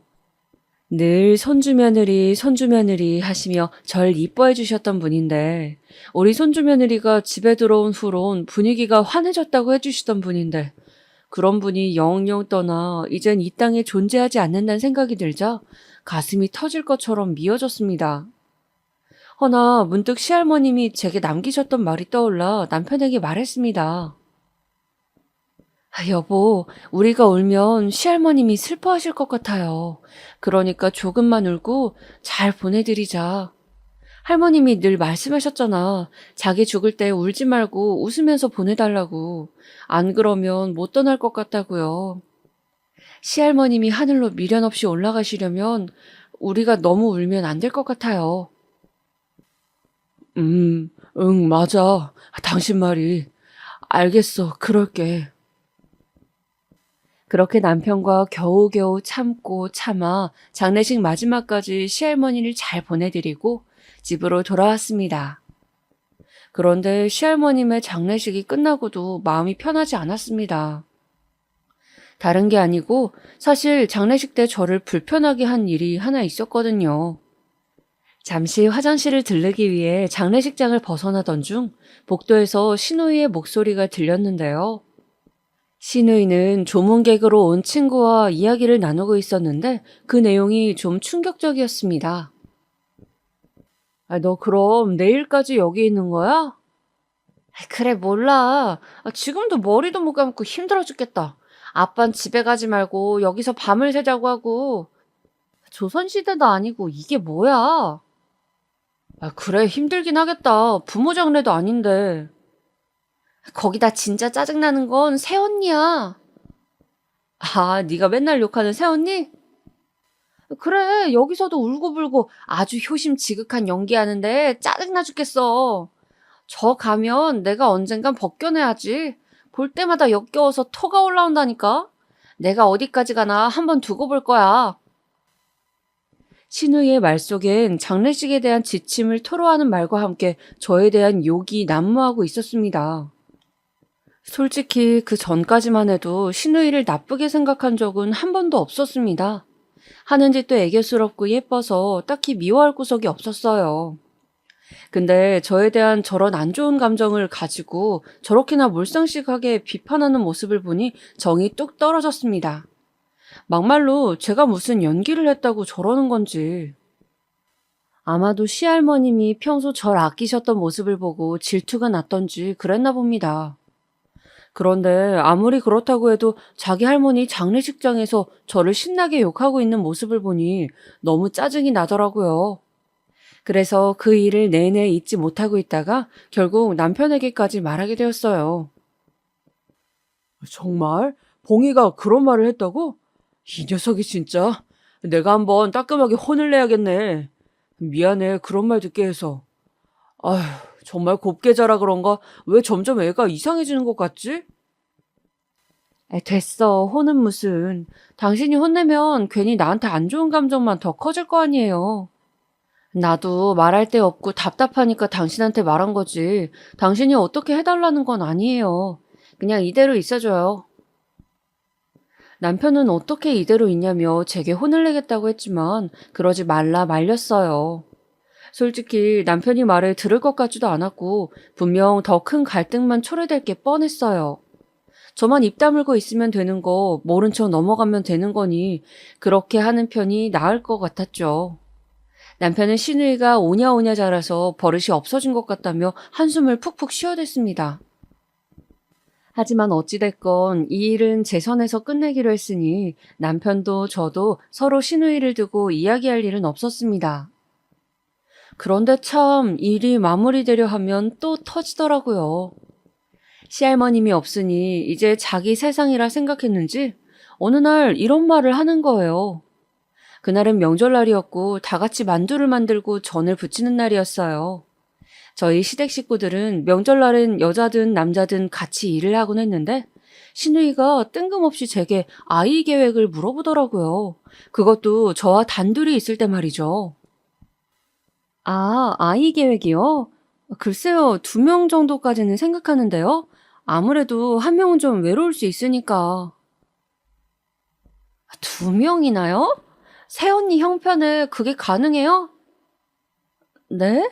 아가씨, 그게 무슨 말이에요? 아니, 지금 오빠랑 언니 둘 다 월급쟁이에 그저 그런 회사 다니잖아요. 오빠는 들어보니 뭐 미래가 있는 회사라고 들었지만 언니는 직원 5명 있는 그런 구멍가게에 다니는 거 아니에요? 아가씨, 구멍가게라뇨. 말이 심한데요? 저 나름 자부심 가지고 회사 다니고 있어요. 아가씨가 다니는 대기업만큼 좋은 곳은 아니겠지만요. 근데 아무리 그래도 어떻게 사람 다니는 회사에 구멍가게를 할 수 있어요. 아가씨, 버릇이 너무 없는 거 아니에요? 어머, 새언니 화내는 것 봐. 무섭네, 무서워. 새언니, 원래 이런 사람이었어요? 착하고 다정한 면만 봤는데, 이러는 거 보니까 슬슬 본색이 나오나 보네. 언니 앞으로도 저희 집 올 때 종종 이런 본색 드러내고 다니세요. 언니가 착하게 구니까 우리 엄마 아빠도 진짜 언니가 그런 사람인 줄 알잖아요. 정말 유치하기 짝이 없었습니다. 절 자극하기 위해 일부러 나쁜 말을 던져놓고 제가 미끼를 물면 그걸로 공격하는 것이었어요. 어쩜 초등학교만도 못한 그런 짓을 저리 뻔뻔하게 하는지, 도대체 저 머리로 어떻게 좋은 대학을 들어가고 대기업에 들어갔는지 의문스러웠습니다. 제가 화를 참지 못하고 씩씩거리다 밖에 잠시 나갔다 오자 남편은 저에게 무슨 일이 있었냐 물었고 저는 나중에 말해주겠다며 일단 대화를 보려 했죠.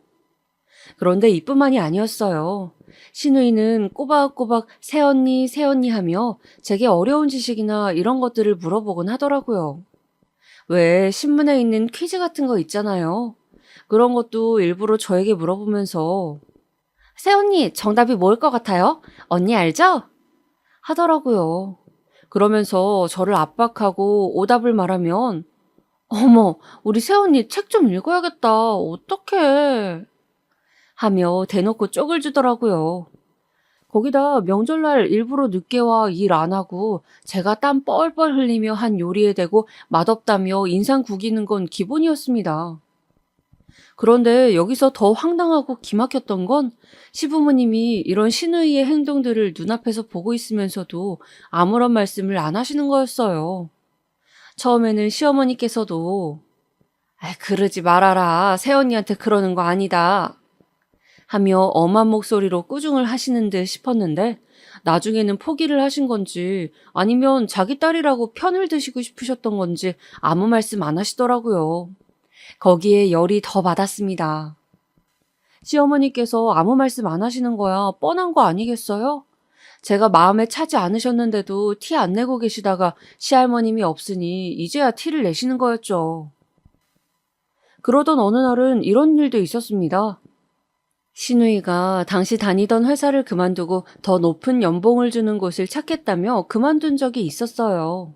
그런데 회사를 그만두고 집에 있다 보니 시간이 많아졌는지 언젠가부터 근처에 사는 저를 불러 자기 반찬 좀 만들어 달라, 청소 좀 도와달라 하더라고요. 시어머니한테 부탁할 일을 왜 나에게 시키는 건지 어이가 없어 안 간다고 했더니 시어머니는 허리가 아파 요즘 요리하실 힘이 없다는 겁니다. 대꾸할 가치도 없어 바로 전화를 끊어버렸죠. 속으로 욕 한 바가지 붙고 싶었지만요. 근데 제가 오지 않으니 이제는 직접 저희 집 초인종을 두드리더군요. 새언니, 저 왔어요. 하면서요. 사람 안에 있는 거 다 알고 온 걸 텐데 안 열어주는 건 또 좀 아닌 것 같아 일단은 문을 열어주고 왜 왔냐 물었죠. 그랬더니 새언니한테 요리 배우고 싶어서 왔어요. 하더라고요. 요리요? 아가씨가 저한테 왜 요리를 배워요? 시어머니 계시잖아요. 에이, 내가 말했잖아요. 우리 엄마 늙어서 미각도 잃고 간도 못 맞춰요. 일하는 아줌마가 있어 다행인 거지. 아니, 생각해보니까 나도 이제 곧 시집 가야 하는데 요리 정도는 할 줄 알아야겠더라고요. 그래서 쉬는 김에 겸사겸사 새언니 찾아왔죠.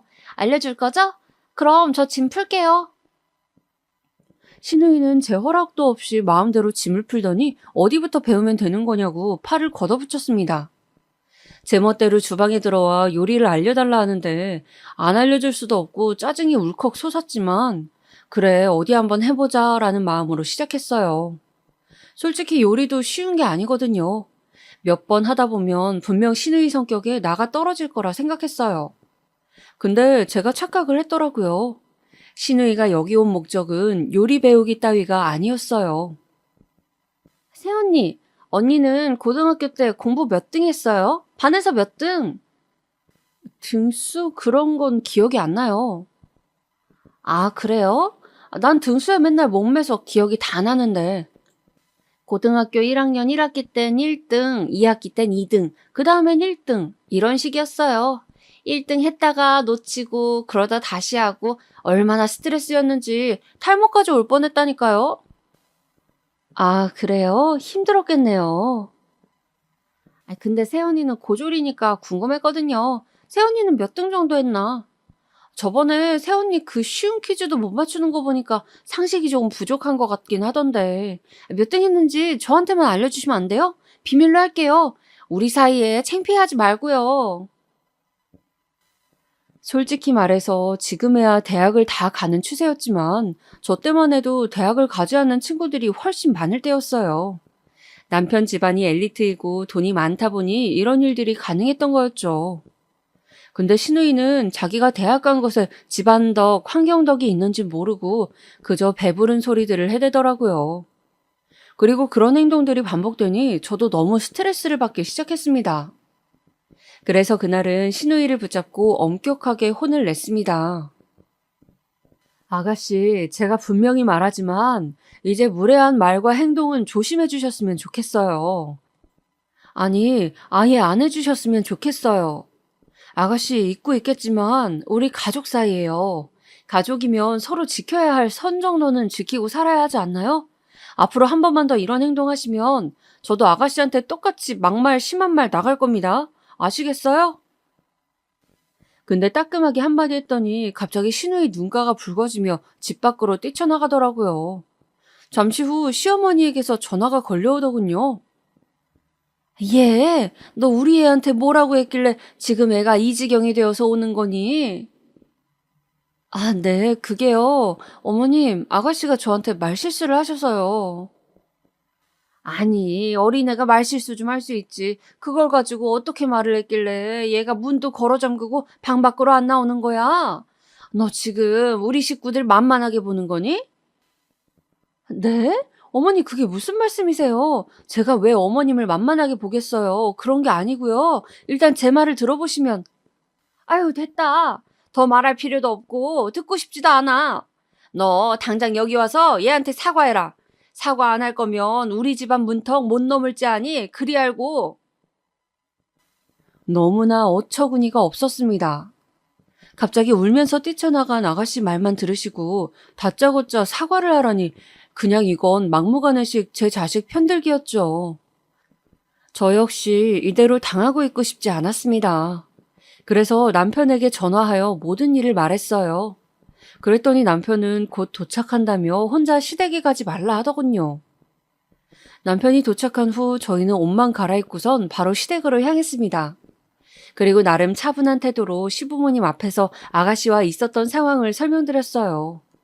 먼저 시아버진 조용히 저희의 말을 들으시더니 봉이 네가 잘못했네 하며 저희의 말을 믿어주셨지만 시어머니는 아니었습니다. 봉이는 네가 먼저 시비를 걸었다고 하던데 네가 먼저 회사에서 잘린 거 아니냐고 뭘 잘못했냐 이런 식으로 말했다더라. 그래서 자기도 홧김에 화가 나 그랬다던데. 맞아요, 엄마 아빠. 새언니가 저한테 그랬어요. 회사 그만둔 게 아니고 잘린 거 아니냐고. 그러다가 저 결혼도 못 한다고. 엄마도 알겠지만 내가 지금 시집 못 가고 있는 것 때문에 얼마나 스트레스 받는지 알잖아요. 그런 말하는 새언니한테 어떻게 가만히 있어요? 아가씨, 거짓말 좀 적당히 지어내세요. 제가 언제 그런 말을 했나요? 아가씨가 먼저 저 퀴즈 들먹이고 등수 들먹이면서 무시하셨잖아요. 고졸이라는 이유로. 저것 봐요. 지금도 나한테 하는 저 눈빛 봤죠? 엄마 아빠한테 하는 거랑은 완전 달라요. 신우의 연기는 거의 배옥감이었습니다. 저절로 감탄이 나올 정도였죠. 남편도 옆에서 듣고 있더니 난감한 얼굴로 저와 신우이를 번갈아 바라보았어요. 너무 억울하니 저도 모르게 눈물이 줄줄 새어나오더라고요. 근데 제가 신우이 때문에 너무 서럽게 울자 시부모님은 당황하셨는지 급하게 휴지를 갖다 주시며 신우이를 방에 들어가 있으라 했어요. 그래 알겠다. 네 말 믿음아. 근데 나는 가족 사이에 더 이상 이런 일 없었으면 좋겠구나. 네가 봉이에게 좀 맞춰다오. 그날은 그렇게 시어머니의 말로 상황이 끝나긴 했지만 신우이가 무서운 사람이라는 걸 알게 된 이후로부턴 정말이지 말 한마디 섞기가 싫었습니다. 언제 또 어떻게 꼬투리를 잡아 저를 공격할지 모르는 일이니까요.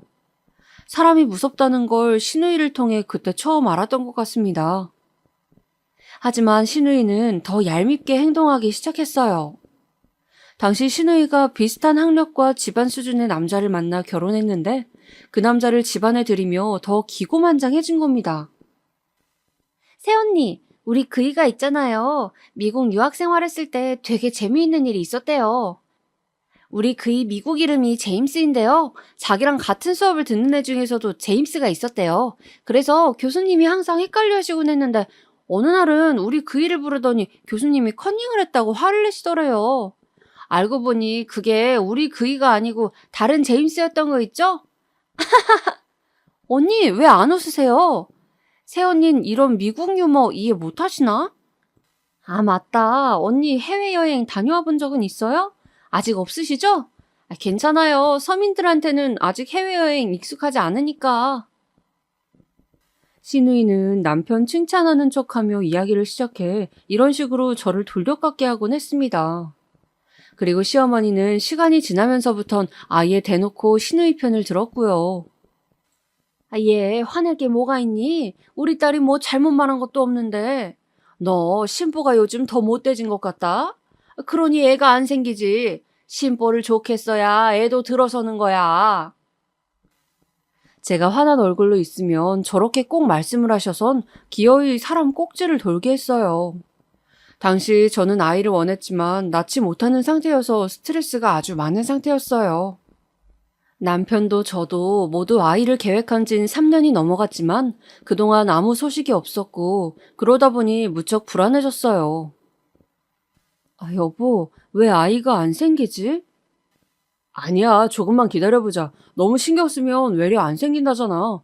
느긋하게 기다려보자. 아, 그래도 벌써 몇 년이 흘렀는데 이러다 영영 안 생기면 어떡해. 저나 남편이나 밤마다 이런 대화를 나누곤 잠들곤 했던 때였습니다. 그런데 명절날이면 이걸 콕 집어 시누이가 시비를 걸고 어머니가 부채질을 하더라고요. 새언니 어떡해요? 새언니한테 뭐 문제 있는 거 아니에요? 엄마, 새언니 한약이라도 지어줘야 하는 거 아니야? 어휴, 그러게나 말이다. 얼른 아들을 낳아서 집안의 대를 이어야 할 텐데 니네 시할머니가 살아계셨으면 아주 무덤에서 벌떡 일어날 일이다. 아이고, 두야. 새언니, 그러지 말고 운동을 해보는 건 어때요? 살도 요즘 많이 찌신 것 같은데 살 때문에 애 안 들어서는 거 아니에요? 아니, 아가씨, 살이랑 임신이 무슨 관련이 있다고 이래요? 진짜 두 분 다 그만하세요. 또 소리 지르네. 아, 무서워라. 새언니한텐 뭔 말을 못하겠네. 사실 다른 건 몰라도 임신 안 되는 걸로 뭐라 하시는 건 앞에선 할 말이 없었습니다. 제 책임이 아니었지만 시대가 발달하지 않았던 그때는 임신이 안 되면 여자한테 문제가 있다는 인식이 파다했어요. 그래서 저 또한 저절로 기가 죽고 시어머니 앞에선 얼어붙어 버리곤 했죠. 이때 고마웠던 건 남편이에요. 남편이 저 뒤에서 시모와 시누이를 불러다 앉혀놓고 한 소리를 한 거죠. 그 소리를 들은 후엔 전보다 스트레스 주는 빈도수가 훨씬 적어졌습니다. 남편은 저를 데리고 여행도 다니고 맛있는 것도 챙겨주며 느긋하게 마음을 가질 수 있도록 도와주었어요. 그리고 그래서 그런지 저희에게 드디어 아이가 생겼습니다. 너무나 축복 같은 아이였어요. 성별은 아직 몰랐지만 임신을 했다는 그 자체에 너무 기뻐 남편과 껴안고 눈물을 흘렸습니다. 초기엔 유산할 수도 있는 우려가 있으니 정말 조심했고 만삭이 될 때까지도 마음을 놓지 않고 소중히 10달을 품었습니다. 그렇게 낳은 아이는 아들이었고 저야 아들이건 딸이건 상관은 없었지만 시부모님이 아들이라며 좋아하시니 내심 다행이었죠. 눈에 안 아픈 자식을 낳고 나니 전보다 생활도 더 활력 있어지고 엄마라는 책임감도 생겼습니다. 하루가 눈코 뜰 새 없이 바빴지만 아이를 낳기 전보다 생활이 훨씬 행복했죠. 이 행복을 더 깊이 누리고 소중히 알라고 하늘이 이렇게 아이를 늦게 주셨나 하는 생각마저 들었습니다. 제가 아들을 낳고 나니 시어머니도 전보다 훨씬 더 잘 챙겨주셨습니다. 늘 하시던 모진 소리도 하지 않으셨고 아가라고도 불러주시며 살뜰히 보살펴 주시더라고요. 시아버지 역시 마찬가지셨습니다.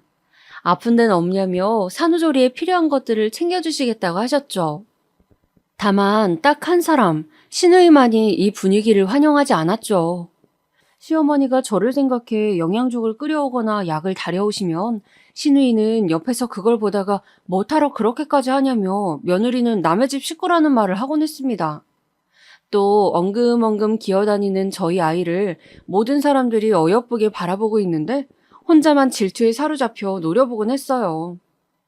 그런 행동이 유치하고 짜증도 났지만 한편으로 저처럼 얼른 애라도 낳아 철이라도 들었으면 하는 생각이 들었어요. 보통 엄마가 되면 아가씨 때와는 또 다르게 변하니까요.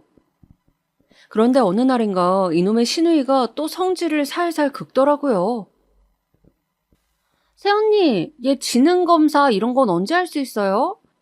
오빠 닮았으면 높게 나올 텐데 새언니 닮았음 좀 그렇다, 그죠?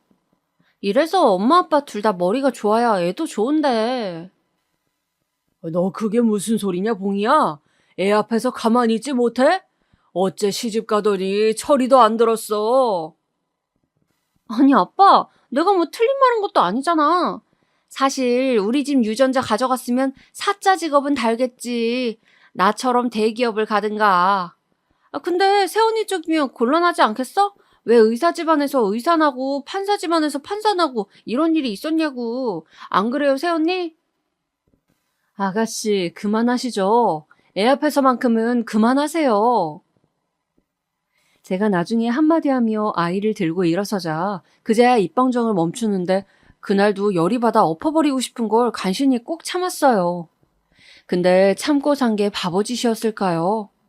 결국 저희 아이 돌잔치 날 신우가 일을 쳤고 그 이후로 저희는 다시 신우이와 얼굴을 보지 않게 되었는데요. 아직도 그 생각만 하면 화가 나 온몸이 부르르 떨립니다. 그날은 저희 아이의 돌잔치 날이었습니다.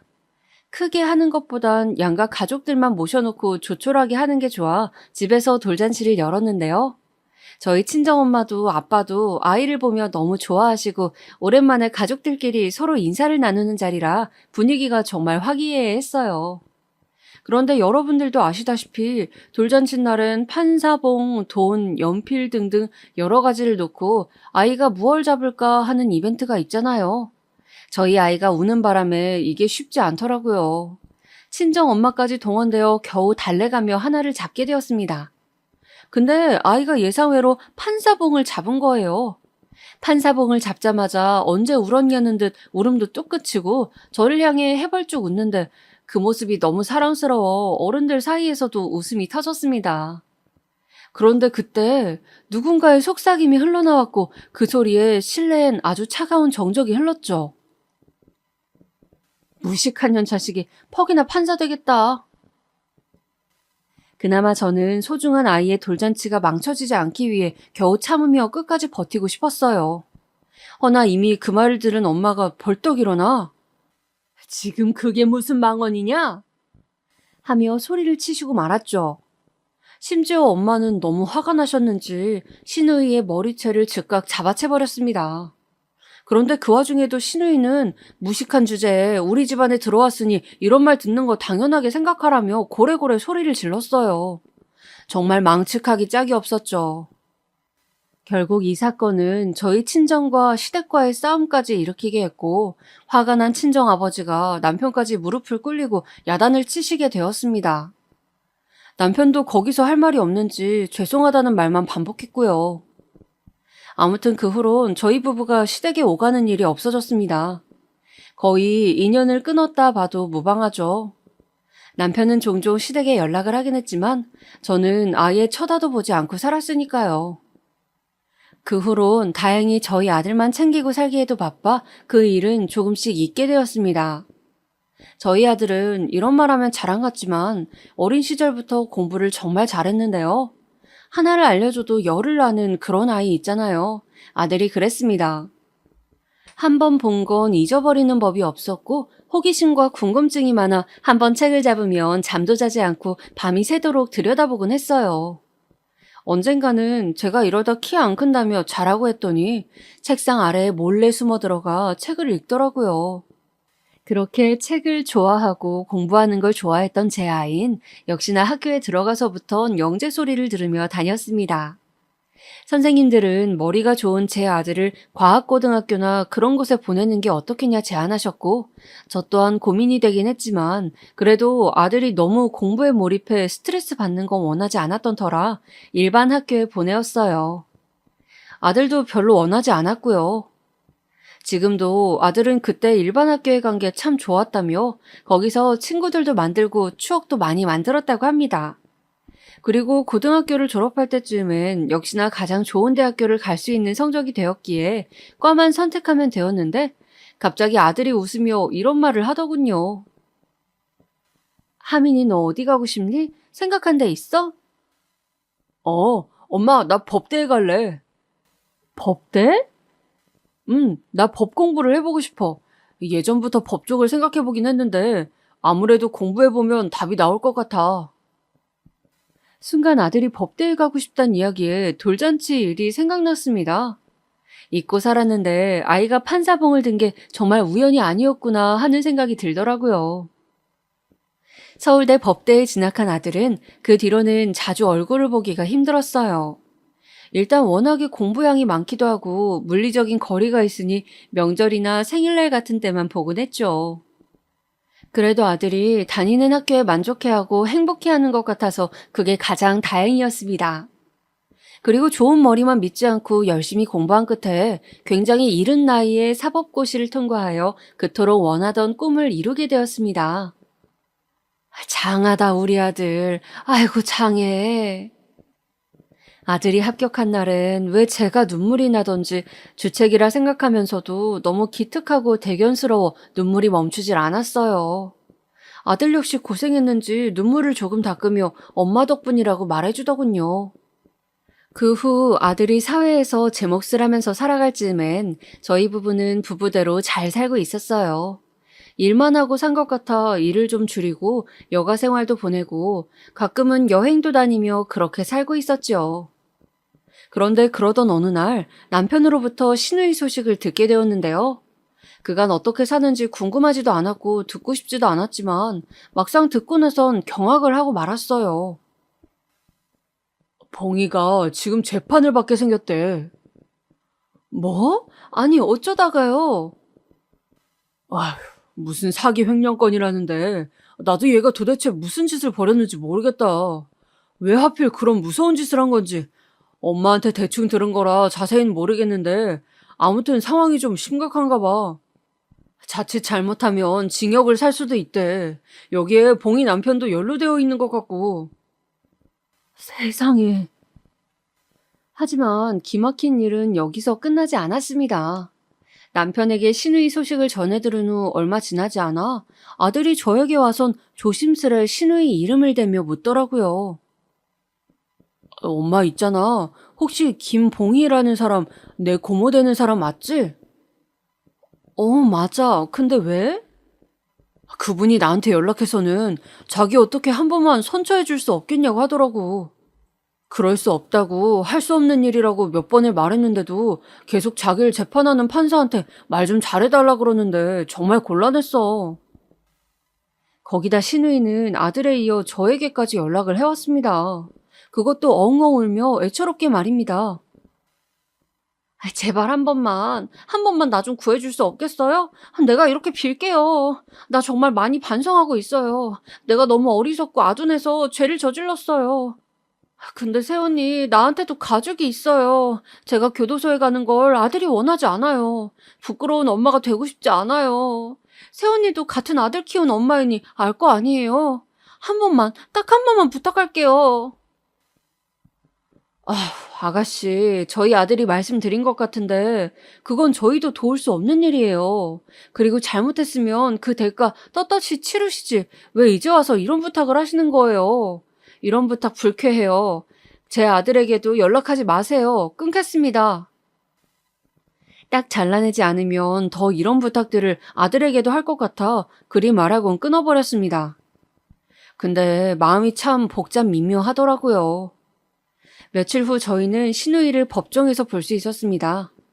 재판은 공개 재판으로 진행되는 재판이라 가족들도 참석할 수 있었기에 저와 남편은 시간을 내어 재판장으로 갔고 신우이는 저만큼이나 많이 늙어 있었지만 왜 그런 말 있잖아요. 사람이 살아온 대로 그 흔적이 얼굴에 드러난다는 말.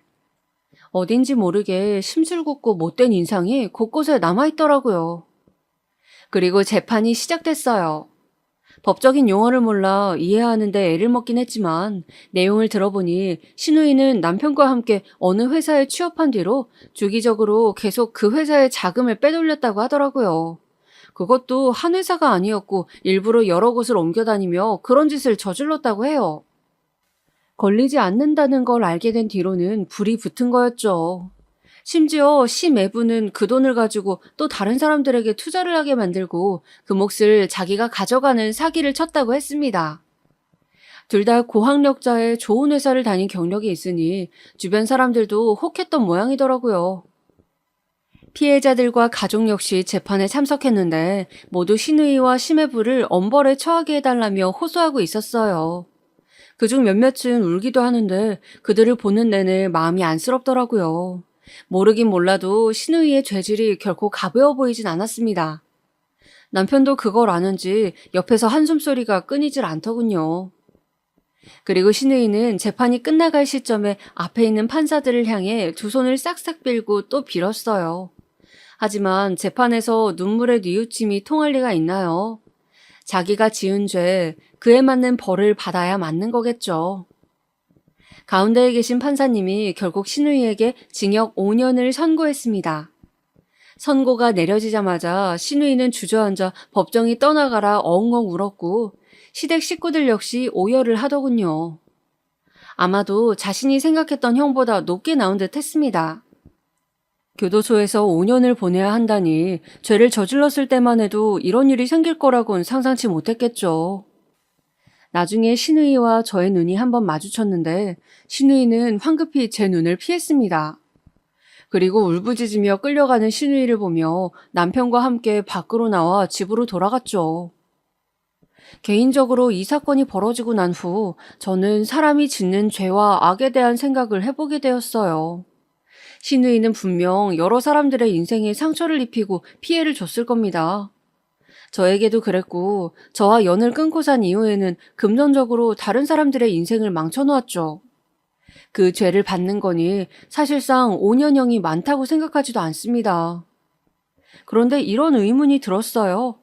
시부모님들이 신우이에게 사랑을 주지 않았던 것도 아닌데 신우이는 왜 도대체 그런 악한 길로 빠져들었을까요?